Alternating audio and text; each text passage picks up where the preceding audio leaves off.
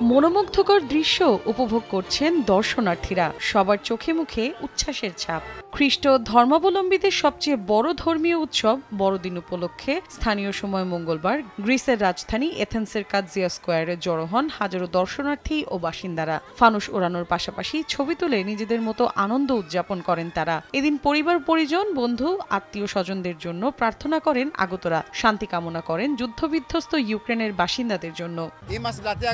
ফানুসগুলো আকাশে উঠছে, আমরা সবাই অনেক খুশি। এথেন্সের উৎসব সবসময় অনেক বেশি সুন্দর হয়।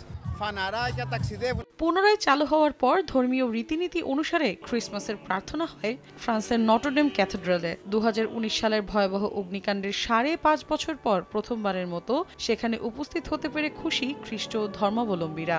যুদ্ধবিধ্বস্ত ইউক্রেনে মঙ্গলবার সকালে কনকনে ঠান্ডা উপেক্ষা করে কিয়েভের গির্জাগুলোতে সমবেত হন ইউক্রেনীয়রা। মোমবাতি জ্বালিয়ে অশ্রুসিক্ত চোখে ঈশ্বরের কাছে স্বাভাবিক জীবনের প্রার্থনা করেন তারা। ক্রিসমাস সব ইউক্রেনীয়দের একত্রিত এবং লড়াই করার সাহস যোগায়। আমরা স্বাধীনতা অর্জন করব, লড়াই করে জিতবই।